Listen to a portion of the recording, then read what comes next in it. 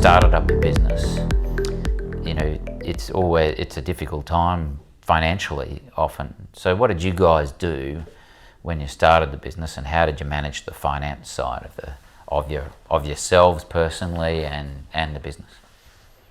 Well, I think one way of describing, we sort of describe a little bit of the evolution of the business in the offices we've had over our 12 or 13 years. But early on, we worked out of we used to have a teppanyaki room in my house, and the teppanyaki room sounds very grand. It wasn't. It was a garage. It was effectively a garage. So look, we to be, I guess, as a people business, you know, selling time, our demand for large capital injections early on wasn't significant. It was really a lot of time invested. We scrimped and saved, I guess, to then move from the teppanyaki into I think it was a carton of beer, the next little office that we sublet from someone a week or a month, and then it moved to something that was a little serviced office and so on. So, look, it was you know, at that stage it was a particularly challenging time personally from a cash flow perspective. So I think from a cash flow perspective, we still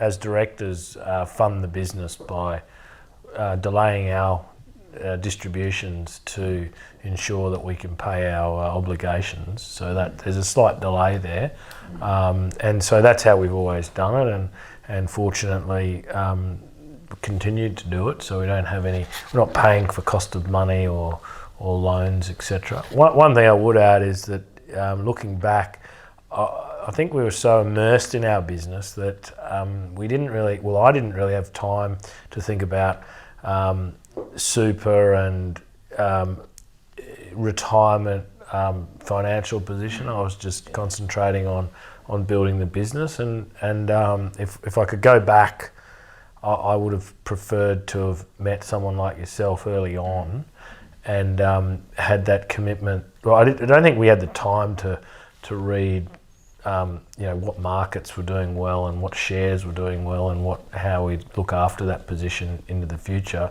but relying on someone else to help that earlier.